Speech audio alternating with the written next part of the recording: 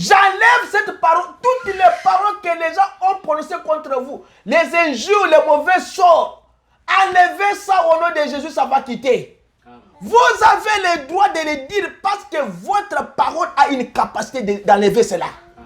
Personne ne peut vous dire que vous ne vous marierez pas. Un garçon qui a 40 ans, 50 ans, il déambule toujours. Mais il est en Amérique avec un document. Notre ami congolais est mort ici à 57 ans. Pas d'enfant, pas de girlfriend, pas de femme, pas de quoi. Il est toujours, depuis que nous sommes venus dans ce pays, on l'a trouvé ici à 6 et 5 enfants. Nous. Est-ce que vous comprenez que ça c'est normal? Ce n'est pas normal. Il y a quelque chose qu'on a fait dans sa vie que lui ne tient pas compte. Mais vous, en tant qu'enfant de Dieu, nous vous avertissons que regardez bien votre vie. Si quelque chose cloche mal, sachez que quelqu'un a prononcé des paroles contre vous. Mais enlevez cela au nom de Jésus, ça va quitter. Dieu a fait l'exploit avec Daniel, Shadrach, Meshach et Abednego. Croyant que quand on va les mettre dans la fournaise ardente, au fond au lion, ils vont mourir. Dieu a dit aux anges, ce n'est pas votre problème, c'est mon problème à moi, Dieu. Laissez-les faire ce qu'ils font là, mais je vais montrer à ces rois-là que je suis le créateur des feux. Je suis le créateur des lions. Je suis le créateur du monde et de tous ceux qui se trouvent dans le monde. On les a fait entrer là-bas, Dieu est intervenu, il est devenu l'un d'entre eux. Le roi a regardé, n'est-ce pas qu'on a jeté 3 hommes là-bas? Je vois le 4e comme semblable comme au fils de l'homme, au fils de Dieu. Il a vu qui? Il a vu Dieu lui-même descendre dans les feux. Dieu peut faire l'exploit, même si tout le monde se réunit contre toi, il est celui qui va te délivrer. Il a délivré Daniel, il a délivré Shadrach, il a délivré Meshach et Abednego. Dieu dans la Bible a déjà fait des exploits. Esther était là. Naaman a voulu prendre Mardochée comme son gain ou bien comme son quoi? Comme les gâteaux à manger.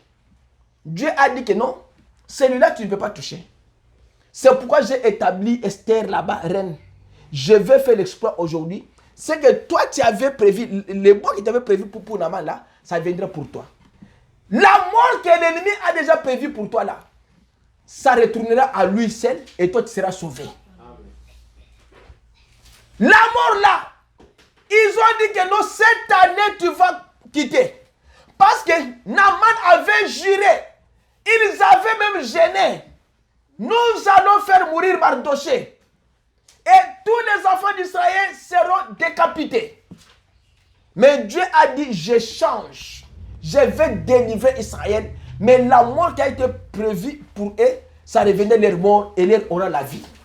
Dieu a la capacité de changer votre mort et de vous donner la vie. Et de changer votre malédiction et de vous donner la bénédiction.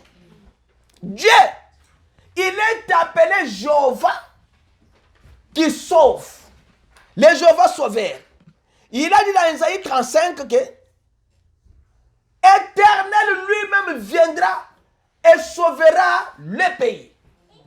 Parce qu'il y avait une promesse dans la Bible que dans la capacité infaillible de Dieu, Dieu ne peut pas faillir à sauver l'homme. Dieu ne peut pas faillir à délivrer l'homme. Dieu ne peut pas faillir à faire des exploits dans la vie de l'homme. Dieu est capable de faire de ces choses parce que l'homme, c'est la famille de Dieu. Quand Dieu avait voulu venir communier, Dieu ne communiait pas avec les anges. Dieu descendait dans le jardin d'Éden et il communiait avec l'homme. Alors Dieu a voulu montrer ses capacités-là à l'homme que je t'aime. Je peux te délivrer, je peux faire des exploits, je peux te sauver, je peux te guérir. C'est dans les attributs de Dieu. Dieu a des attributs. Quand il est appelé Jéhovah Rapha, c'est qu'il a une attribut de faire quoi? De guérir les malades. Quand on l'appelait Jéhovah Shalom, il a l'attribut de donner la paix. Quand on l'appelle Jéhovah Elohim, il a l'attribut d'exister par lui-même et de vivre de l'homme et de faire tout ce qu'il veut. C'est pourquoi on l'appelle omniscient, omnipotent et omniprésent. Alors, dans ces attributs-là, il avait l'attribut qu'on appelle l'attribut de Jéhovah Sauveur. Dieu ne pouvait pas sauver l'homme si l'homme ne péchait pas. Dieu ne pouvait pas guérir les malades s'il n'y a pas des afflictions, des maladies et autre chose. Il fallait qu'il y ait des maladies pour que la tribu de Dieu puisse faire son travail. Il a dit, je suis le Dieu qui sauve. Je suis le Dieu qui guérit. Il guérit quoi? Il a dit aux enfants d'Israël que dans mes capacités infaillibles, je suis le Dieu qui guérit et je ne faillis jamais. Exode 23, 25, il dit, vous rendrez votre quitte à l'Éternel, votre Dieu. Alors je vous bénirai en vous donnant une nourriture excellente et de l'eau en abondance. Et je vous préserverai de quoi? Des maladies. Dans notre version, il a dit que je suis l'Éternel qui guérit de toutes vos maladies. Il n'y a aucune maladie qui peut rester devant toi si Dieu a la tribu des guérisseurs. Comme la tribu là se trouve en lui, il est capable de vous guérir. Il dit dans Ésaïe 53, 4, il dit, pourtant, en vérité, c'est de nos maladies qu'il s'est chargé. C'est que Dieu a pris votre maladie, il a fait ça, sa maladie à lui, et il a guéri ça parce qu'il a la tribu des guérisseurs. Et ce sont nos souffrances qu'il a prises sur lui. Alors que nous pensions que Dieu l'avait fini frappé et humilié, il a pris ta souffrance là. Il a regardé dans sa capacité, attribut de Jéhovah Shalom, Dieu qui donne la paix. Il a dit que j'ai pris votre souffrance là. Je vais vous donner la paix. C'est pourquoi mon frère, ma soeur, ne vous lamentez de rien dans votre vie. Sachez que Dieu c'est lui qui donne la paix. Ne vous lamentez pas. Quand le problème devient difficile, ne prenez pas le téléphone et commencez à parler aux gens. Non, non, non.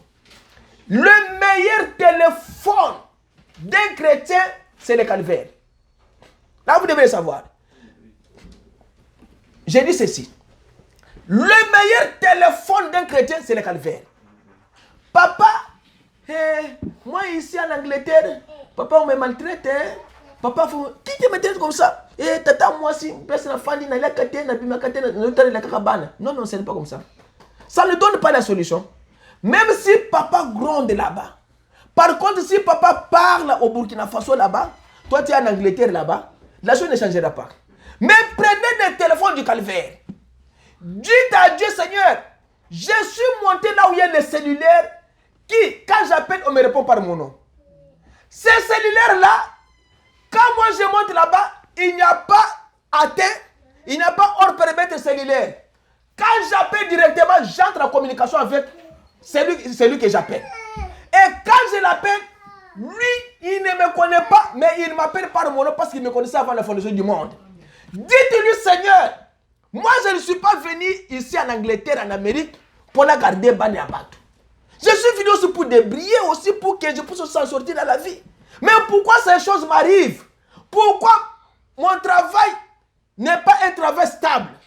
Parce qu'il y a des gens dans ces pays qui n'ont pas de travail stable. Il n'a jamais fait 6 mois au travail. Il est seulement 3 mois ici, 1 mois ici, 3 semaines ici, 1 semaine ici. Il rencontre les chèques de $80, $40, $50. Il n'est pas stable. Mais tu vois une autre personne qui fait le travail 20 ans, même travail. Celui-là, c'est ce qu'on appelle un héros. Il sait ce qu'il fait. Mais ta vie n'est pas stable. Pourquoi? C'est parce que tu as laissé Dieu quelque part. Au lieu de monter au calvaire, de prendre le cellulaire, d'appeler ton Dieu, toi tu appelles ta maman au Congo. Tu appelles ton père. Tu appelles tes frères ne donneront pas la solution à ton problème.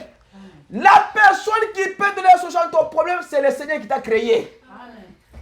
Regardez-lui. Il dit que c'est ta souffrance là, il a pris ça. Il a mis ça sur lui. Alors que nous pensons que Dieu l'avait fini pour frapper. Il dit dans Luc 6, 18, il dit, dans ces attributs-là, des guérisseurs, il dit, Jésus dit, la Bible dit que tout était venu pour entendre et pour être guéri de leur maladie.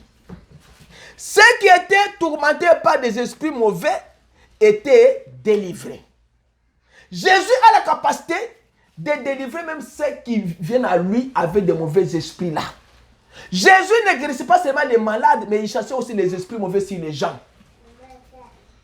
Dans ces attributs-là, Exode 15, 26, il dit, il leur dit, vous écoutez attentivement l'Éternel votre Dieu. Et vous faites ce qui est droit à ses yeux. Si vous êtes attentifs à ses commandements, et si vous obéissez à toutes ces lois, je ne vous infligerai aucune des maladies dont j'ai frappé les Égyptiens, car je suis l'Éternel Dieu qui vous apporte la guérison. Dieu du ciel, si vous dormez beaucoup, alors on va se mettre maintenant debout pour que chacun de nous va se mettre debout. Parce que quand vous dormez, vous me faites fatiguer. Alors, je vous ai dit de prendre le café là-bas. Ça va vous aider. Mettez seulement l'eau chaude là-bas, mettez le café, buvez le café.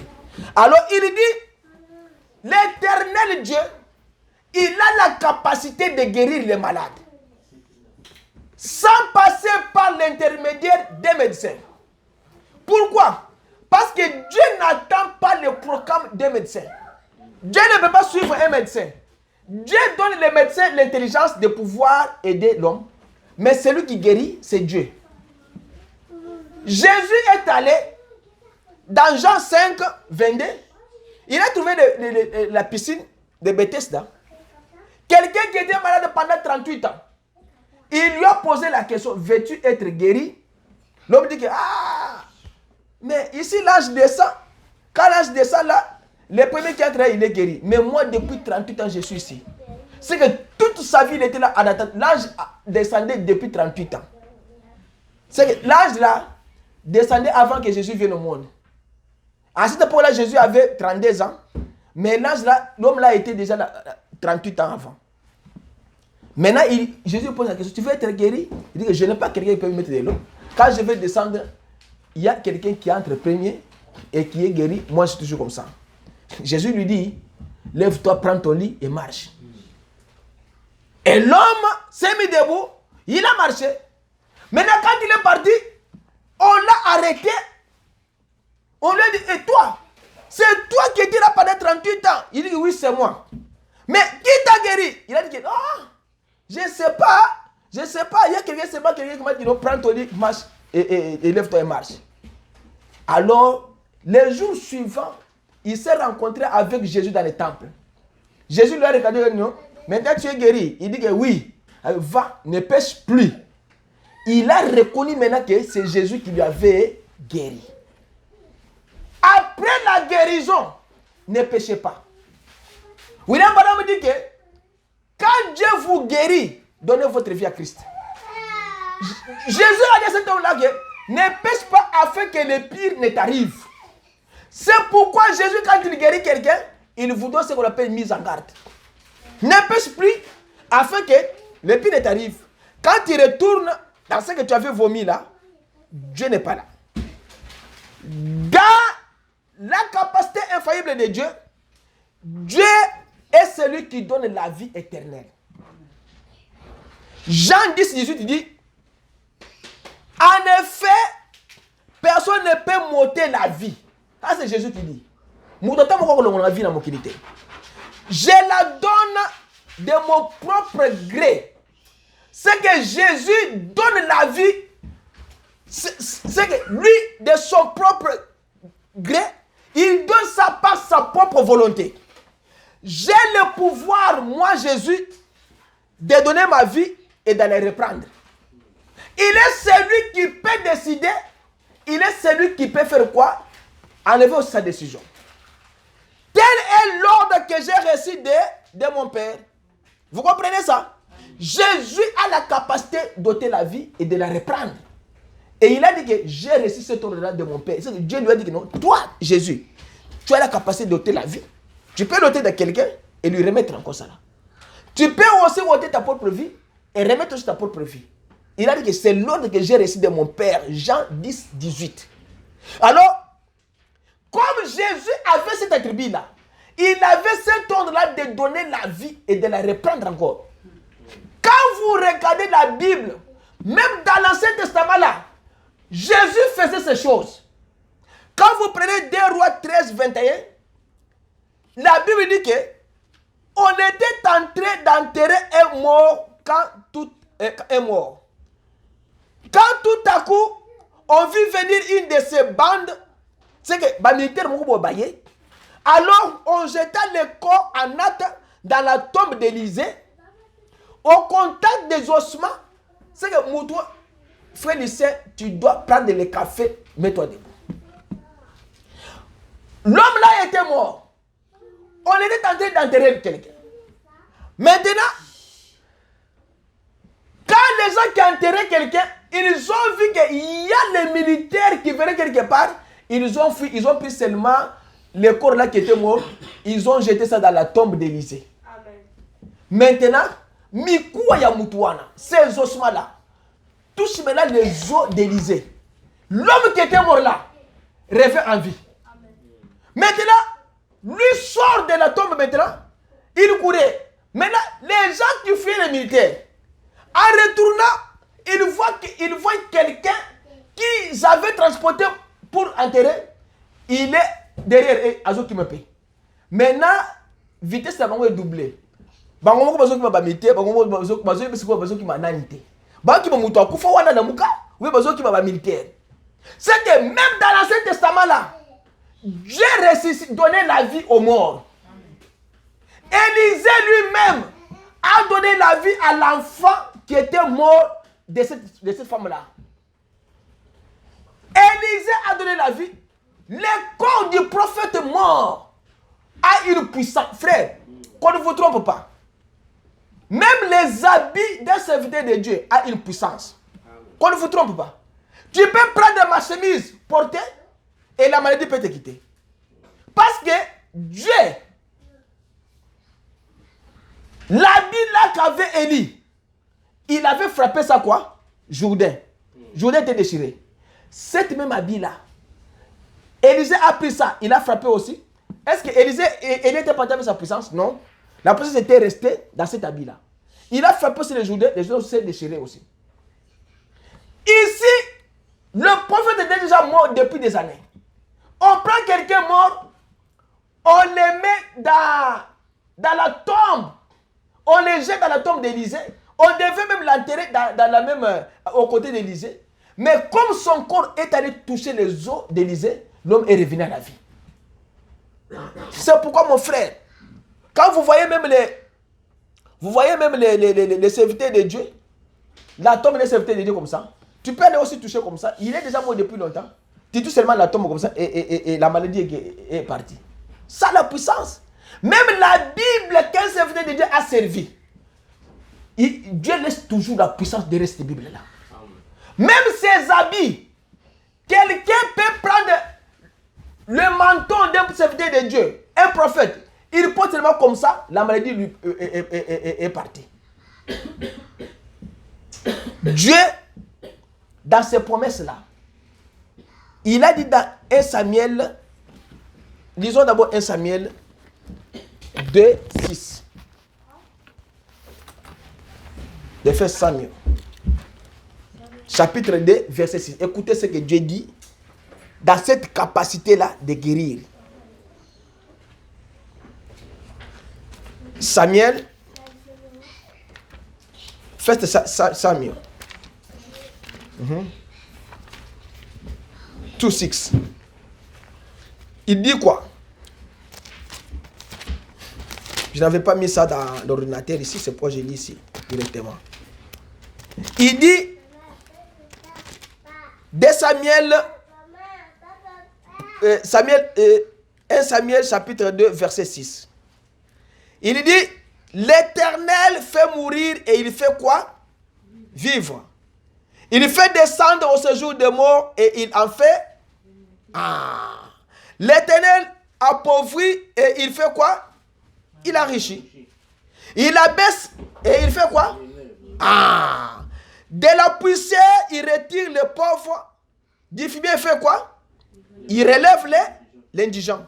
pour les faire asseoir avec les grands. Et il leur donne en partage un trône de quoi? Il est celui qui peut faire mourir et donner aussi la vie. Il peut appauvrir l'un, il peut enrichir l'autre. Il peut relever quelqu'un, il peut abaisser quelqu'un. Il peut prendre un homme qui a son tambour, la personne voit qu'elle est sonnée, à faire asseoir avec les grands sur la table dans son royaume. Amen. Dieu peut tout faire. Dans ces capacités-là, Dieu ne joue pas. Dieu, il peut les faire. Alors il dit, Dieu là qui peut les faire,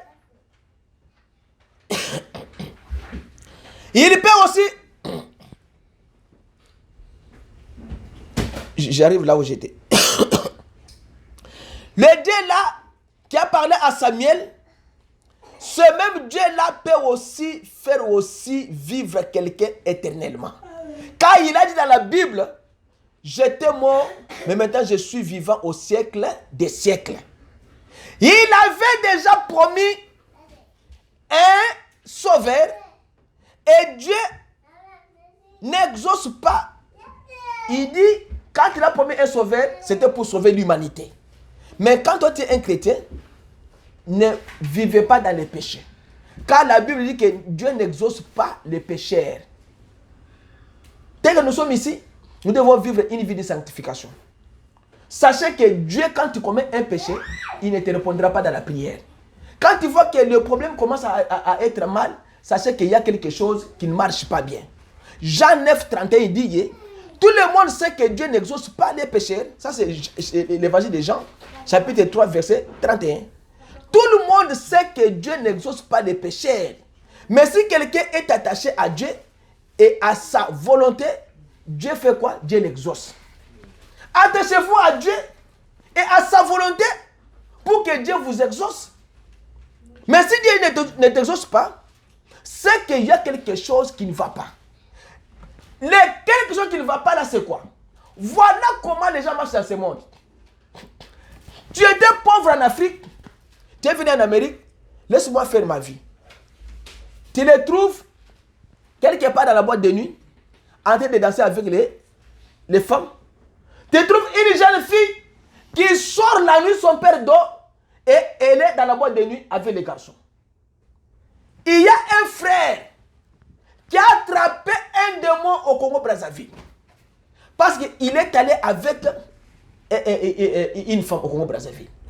Lui ne savait pas que cette femme-là, sa maman, elle est magicienne. Et cette femme-là avait un livre qu'elle lisait. Tout garçon qu'il rencontre avec, il devenait toujours fou. Et le frère est allé, le frère est devenu fou. Les garçons là, je lui ai posé la question. Toi, tu étais un bon frère. Tu es devenu ceci comme ça. Comment? Il a dit, et il a trompé. À la fin, il nous a dit la vérité que non. Quand il était allé au Congo-Brazzaville, il s'est rencontré avec une femme. Alors, cette femme-là lui avait donné un livre. C'est en lisant ce livre-là que l'esprit a quitté le livre. L'esprit est entré en lui et il est devenu ce qu'il est aujourd'hui. Mais écoutez ce que la Bible dit. C'est pour avertir l'Église. Quand Dieu vous dit ceci, que Dieu n'exauce pas les pécheurs. Mais si quelqu'un est attaché à Dieu et à sa volonté, Dieu l'exauce. Et Dieu l'exauce. La volonté de Dieu, c'est quoi? C'est sa parole. Dieu va vous exaucer. La Bible dit dans 1 Corinthiens 6, 16. Il dit ceci.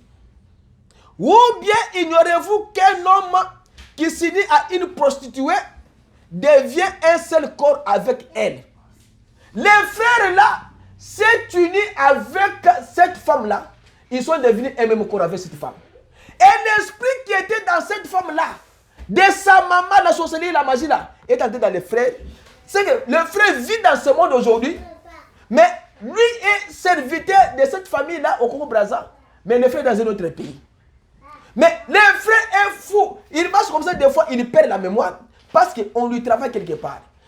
La Bible dit ceci, que celui qui s'unit avec une prostituée devient un seul corps avec elle. Quand il est écrit, mais celui qui s'unit au Seigneur devient quoi? Lui, un seul esprit avec lui. Au lieu de s'unir avec une prostituée, unissez-vous avec Jésus pour que vous deveniez un seul esprit avec Jésus.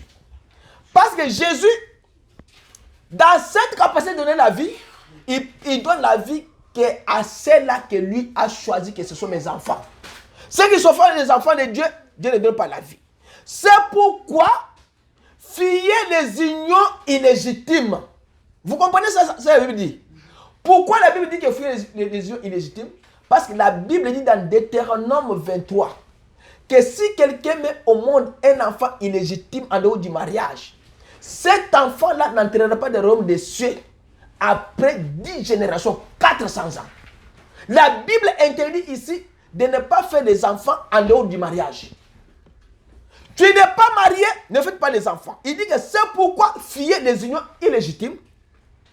Tous les autres péchés qu'un homme peut commettre n'impliquent pas intégralement son corps. Mais celui qui se livre à la débauche pêche contre son propre corps. Vous comprenez ça? Ça touche le corps et ça touche aussi l'âme.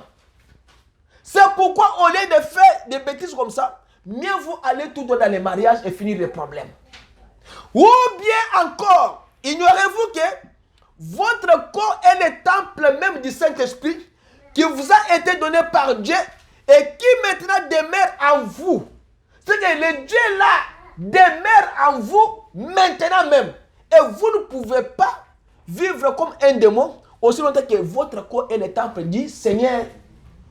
Alors il vous dit, car vous avez été rachetés à grand prix. Honorez donc Dieu dans votre corps. Écoutez ce que je vous dis. Il vous dit que vous avez été racheté à un grand prix. Mais moi je sais que Jésus m'a racheté par un grand prix.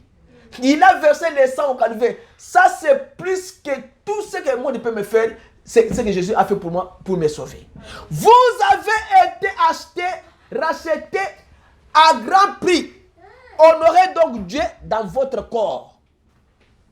Ah, il vous dit, vivez correctement comme les enfants de Dieu. 1 Corinthiens 6, 18. Dit quoi? C'est pourquoi fuyez les unions illégitimes. Tous les autres péchés que quelqu'un peut commettre n'impliquent pas intégralement ce qu'on avait déjà lu là-bas. Alors il dit, évitez ceux qui vivent dans la débauche. 1 Corinthiens 5, 10. Mais je ne voulais évidemment pas dire par là qu'il faut éviter toute relation avec ceux qui, dans le monde, mènent une vie de débauche. Non, il ne veut pas dire ça. Mais il veut dire quoi? Ou avec les avares, les voleurs, ou les adorateurs d'idoles. Car alors, il vous faudrait sortir du monde. Mais tu veux nous dire quoi, Paul? Il dit que non.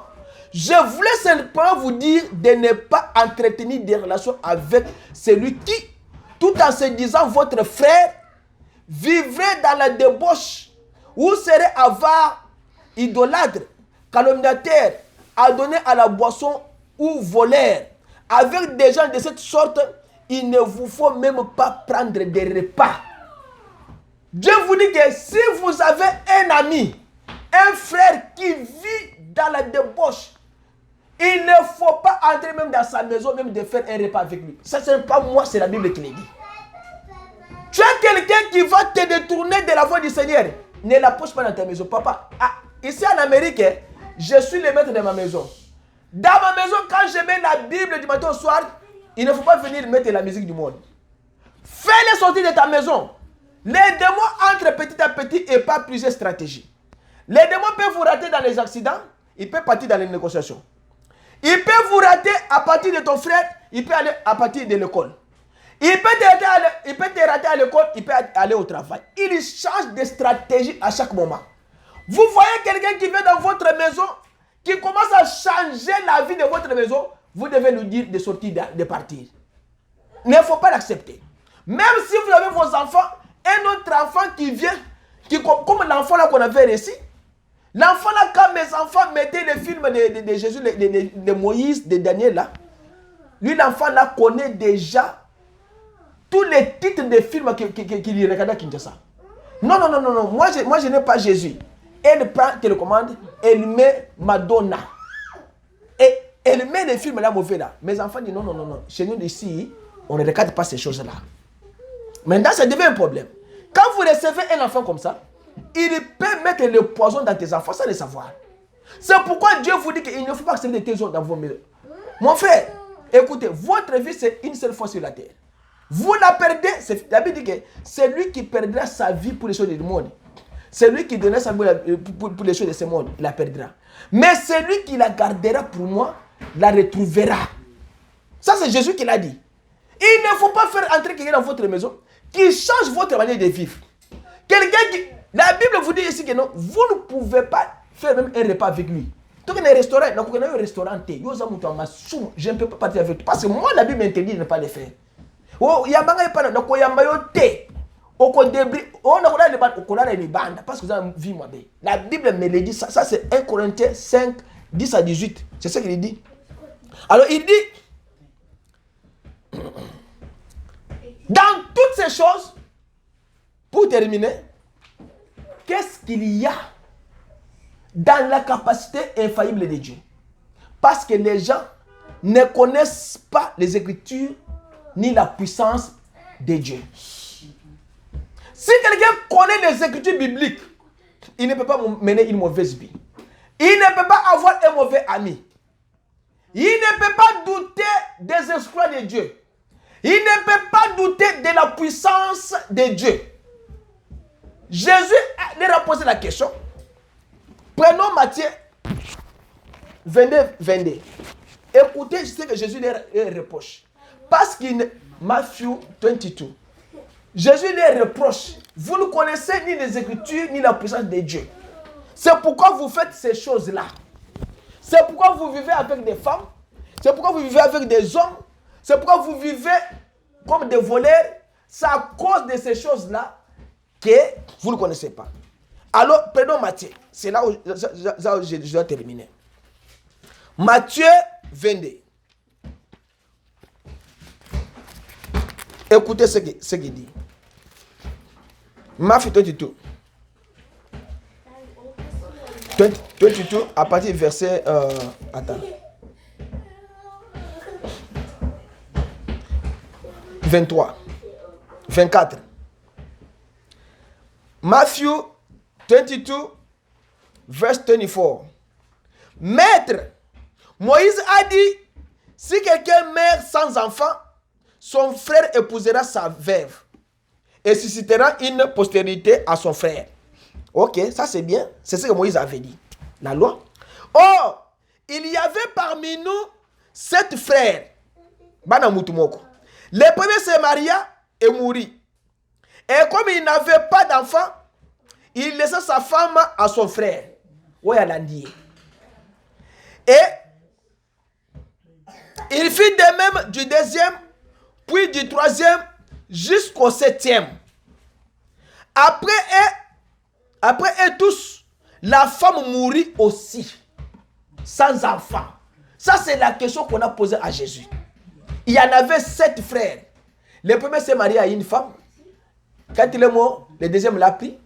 3e, 4e, 5e, 6e et 7e. Et à la fin, la femme aussi est morte sans enfant. Là, c'est la question qu'on a posée à Jésus.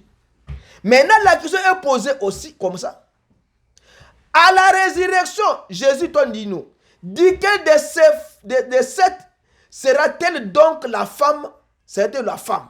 Car tous l'ont tué. Na bangono sur cette wana. Yé moi sur wana la résurrection. Aouza moi si anani. Parce que bangono sur bazuye. Ah. Toi le maître qui connaît les choses, réponds-nous maintenant. C'est pourquoi les gens meurent là où ils se croient être en sécurité. Quelqu'un croit que non, cette écriture biblique me justifie. Non, l'écriture biblique te condamne. Parce que tu ne connais ni l'écriture, ni la puissance des écritures de Dieu. Écoutez, Jésus répondit, vous ne connaissez, C'est ça, non? Vous êtes dans quoi? Lisez avec moi. Vous êtes dans quoi? Dans l'erreur. Ça, c'est 29. Parce que vous ne comprenez ni quoi? Ni l'écriture, ni quoi? Ni la puissance de Dieu. C'est pourquoi les gens marchent, frère. Ils ne comprennent ni écriture, ni connaissent la puissance de Dieu. Et il dit, car à la résurrection, les hommes ne prendront point de femmes, ni les femmes de Marie, mais ils seront comme les anges de Dieu dans les ciels. C'est que les gens font ces choses. Ils ignorent les capacités infaillibles de Dieu parce qu'ils ne connaissent ni l'écriture, ni la puissance de Dieu. Il y a un pasteur dans ce pays. Un frère est venu. Et ici, c'est là où je termine. J'ai déjà fini. Un frère est venu avec une femme pour se marier. Le pasteur blanc a dit que, ok, moi je me marie. Oui, je dois vous marier. Mais je dois savoir d'abord votre histoire, c'est comment. Est-ce que toi, tu t'es déjà marié? La femme dit que non. Mais l'homme dit que oui, moi, je me suis marié, mais je suis divorcé. Et tout ça. Bon, le pasteur a dit que comment tu es divorcé? Il commence à relater. Alors le pasteur maintenant a fait les recherches. Le pasteur a trouvé que l'homme là était marié, mais sa femme était au Congo, il a divorcé, il veut se marier ici. Le pasteur a dit que non, comme toi tu es divorcé, selon la Bible, moi, je ne peux pas te faire marier, parce que selon la Bible, il faut que l'un de vous meure. Alors, afin que vous vous mariez. Le pasteur avait fait sortir, et il a fait sortir les écritures bibliques pour lui montrer, non, la Bible dit que avant que tu puisses te marier, il faut que l'un entre vous meure. Le pasteur a refusé de célébrer le mariage. Comment toi tu peux laisser ta femme en Afrique et tu as dit que tu as divorcé, tu veux mettre encore aussi. Et c'était quel jour? C'était le vendredi avant qu'on célèbre le mariage de samedi. Ils avaient déjà tout fait, il a refusé. Le pasteur blanc là. Maintenant, ses frères sont allés dans une autre église. Le samedi, on a célébré le mariage. Il a dit, le pasteur a dit que non, j'ai des versets bibliques. Parce que je ne peux pas faire une telle chose que toi, tu as divorcé quelque part et tu fais ceci là. Des années plus tard, le pasteur connaissait les Écritures et la puissance de Dieu. Il savait que la puissance de Dieu après les Écritures, c'est quoi? Ce sont les jugements et les sentences qui viendront après avoir commis l'erreur de la parole de Dieu. Il savait qu'il sera jugé au jour du jugement s'il célèbre un tel mariage. Comme il connaissait les Écritures, il a dit que je ne peux pas le faire. Des années plus tard, un frère zambien a aimé une sœur américaine, Mundele. Ils se sont enchéris, ils ont terminé. Ils sont venus chez le pasteur. Le pasteur a dit que non, je ne peux pas vous mettre, je ne peux pas vous marier. Pourquoi pasteur? Non. Toi tu es noir, lui elle est blanche, moi je ne peux pas te marier. Parce que tu peux lui dire, oui, j'ai les Écritures bibliques. Il a fait sortir Genèse 1:12. Il a dit que, mais la Bible dit que chaque semence produit selon son espèce. Toi, tu es l'espèce noire et l'espèce blanche. Et vous produisez quoi? Il a dit, je ne me marie pas le mariage. Ça devient un problème. Parce qu'il donne des explications. Un autre pasteur, quelque part, lui, le pasteur,